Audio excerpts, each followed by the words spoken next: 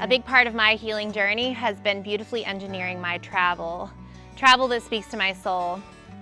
Today I'm going to unveil for you the first trip that I took that was monumental in my healing journey. When I say healing journey, it is a journey because it continues today. I planned a trip with a dear friend to Rhodes, Greece. Why Rhodes? First of all, they have what's called Butterfly Valley, a high density of butterflies that occurs in the summer months that you can walk through and enjoy. I find that butterflies speak to my soul. They're an example of transformation, of breaking out of a cocoon, of becoming something beautiful in spite of struggles. So that was very symbolic to me. It was my birthday, a celebration in itself, and my inner child needed to be awakened again after some grief. And for me, that meant snorkeling in the clear waters, seeing fish, pretending I'm a mermaid. All of this went into the trip. Another big piece of this was dressing up like a mermaid. You may see me in fun outfits and ask, what in the world is she doing out there in a field in a beautiful dress? That's part of honoring who I am, and I want to make sure that you honor yourself in the way that makes you feel beautiful too. Because when you experience loss, one of the biggest things you need to do is feel beautiful again. Express your inner child. Feel alive. You don't need to live in the shadow of someone's absence. There is still presence in you. So today I'm going to show you the highlights of Rhodes, Greece, and tell you how this helped me to plan my healing journey. And maybe you can get some nuggets to help you plan your healing journey as well, whether it's Rhodes, Greece or beyond. So awakening your inner child, Butterfly Valley, well, butterflies weren't out yet. But with that was a beautiful experience that I had about clarity, about stillness, about synchronicities, walking down a path with energy where living beings are in that cocoon and they're ready to break out and emerge. And that's the state that I was in when I took this trip to Butterfly Valley. Stay tuned when I give you an excerpt of my journey in Butterfly Valley. I hope you enjoy. I'm here at Butterfly Valley. And the funny thing about it is that the butterflies don't start coming out until June. It's only €3 to get in per person. I would still recommend it because just like butterflies, we all have our seasons. And I'm going to take a moment to appreciate the butterfly that has not emerged yet. A lot like myself. Just like things emerge slowly and when they're ready. I'm at peace with coming now and enjoying what this beautiful valley has to offer. Because there's beauty in growth, even in the in-between times when you're not ready to fly, and that's okay. And there's a lesson to be learned here too. So stay tuned as I unwrap the secrets of Rhodes. So if you look at the recommendations here, folks, there's a window of time that you need to go, so stay tuned.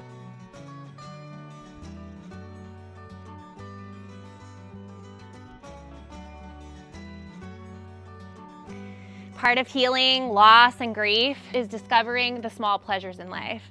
And for me, that revolves around my love of food. Now, I love cheese, I love yogurt, I'm a dairy queen, I love cows. So I'm gonna show you an excerpt of the joys that I found in going to the grocery store and what grocery stores to go to in Rhodes, Greece, because there is a trick to this, and a local told me about it. So you can benefit from this nugget of joy. So here you go.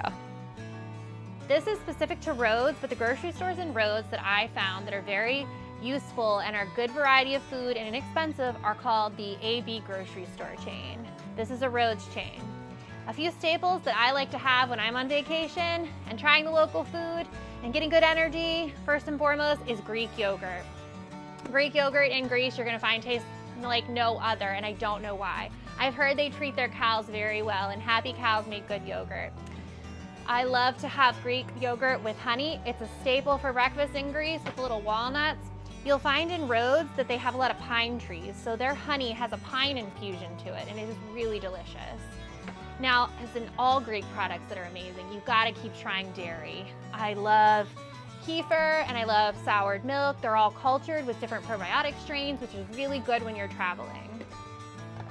Another favorite of mine is bee pollen. It's a good source of protein. If you get pollen that's local to the area you're in, it'll help you to combat allergies. So I always get local bee pollen. And it gives you protein too. Salt, you can't go wrong with salt. I like to put this in my water when I'm traveling. I like to get the local salts. This is a Greek salt, very inexpensive. Another fun favorite that you must try are these little sesame balls. Now they're made with sesame seeds bound with honey, and they have things like cinnamon and nutmeg, lemon, and orange peel. They are a Greek treat and a staple, and they're great for quick energy. And that fiber in the sesame seeds will not bump up and crash your glucose. Now you know I love chocolate, folks, and I love dark chocolate. This is 70%, so it's not like I talked about in my short and long form on chocolate. I prefer 80, but its first ingredient is cocoa. It's not sugar. So I will indulge when I'm on vacation. You still get the antioxidants. It's not as bad as a pure sugar option, and it is a local treat. You can't go to Greece without olive oil. This is local, it's from Rhodes, and it's cold pressed. Really good on virtually everything. Figs, you'll find them a lot too. You can see all of this stuff here I got at the local grocery store, and I am able to mimic some of my favorite dishes that I would get at restaurants. So usually what I like to do is go out a few nights, taste some things, get the experience, and then make it on my own. So I typically go to Airbnbs so that allows me to do that. Now, part of moving on from grief is feeling beautiful, and that to me is dressing up in fun outfits, taking good pictures, making memories and looking back on it and proving to yourself that yes, I can be happy again. So I'm going to show you a couple of those pictures, and I will share in the below where those pictures were so that you can go to Rhodes and you can take the same awesome pictures as me. Pick your outfit. There's always a reason behind every ensemble. You're going to find that in my videos as well. Here's a little secret as well. If you're looking for pictures that look just as good as Rhodes, but it's less touristy, you won't find hardly any people. You're gonna get that beautiful background of what you would think Greece would be back in the day before tourists. Go to Koskinou. There's more details on this below, and some of the shots I'm gonna show you in a moment here that I took there. Absolutely insane. The food there was amazing. It was cheap too. Koskinou is what you would think Greece would be before Greece got touristy. So that would be my last kind of hidden gem, and it's super close to Falaraki. It took about 20 minutes to get there, well worth it. Very easy to park, just a totally zen experience.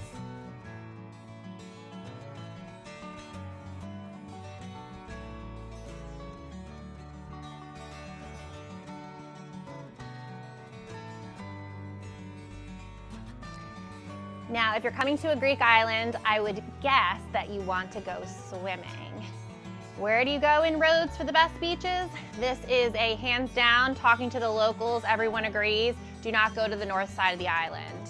The south side is the best. It has the best beaches. And that's also due to the winds. The winds are really bad on the north side.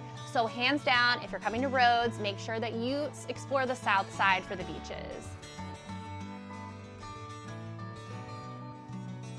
You fly into Rhodes, what I would recommend if I were gonna tell you, if you're like me, you want a low-key trip, like I'm telling you now, you're going in the shoulder season, you're going when it's not super busy, I recommend that you stay in Falaraki. Falaraki has a lot of nightlife, but it also has calm beaches and calm Airbnbs around it. And the main reason that we picked Falaraki is because it is centrally located to all the things that I'm gonna recommend that you see. And first and foremost, I'm gonna recommend that Quinn Bay here. They have the most beautiful beaches and also the most picturesque viewpoints. And the bottom here, I'm gonna show a link to where I took pictures there. And if you want that beautiful blue and white Santorini looking kind of photo, you wanna go there. It is insane. Water is clear. It was just warm enough in May to swim. A must-see. Also, if you stay in the Falaraki area, you're gonna be really close to driving to Butterfly Valley. And you've got to go to the Rhodes Old Town when you're in Rhodes. It used to have one of the 7 wonders of the world that has since fallen. It is beautiful to see though. It's a UNESCO World Heritage Town. And I have some photos from there as well, a must-see. Lastly, I would say that you go down the coast and you just check out all of these beaches. Those are on the south side. Like I said, they're not windy. Those are what you want to go see. So if you only have a few days, you've got a couple recommendations here. You got to see Butterfly Valley. You've got to go to Rhodes Old Town. I would recommend going to Quinn Bay, and then also Lindos, which is a very pretty historic town. I'm going to show you a map here that I got from one of the locals and just orient you a little bit more to what your trip will look like. 9 times out of 10, you're gonna fly right into Rhodes. When you fly into Rhodes, rental car pickup is super easy. Take it from a novice who doesn't love driving overseas, but drives overseas anyway. It was super easy to get a rental car. I didn't even have to show my international driver's license.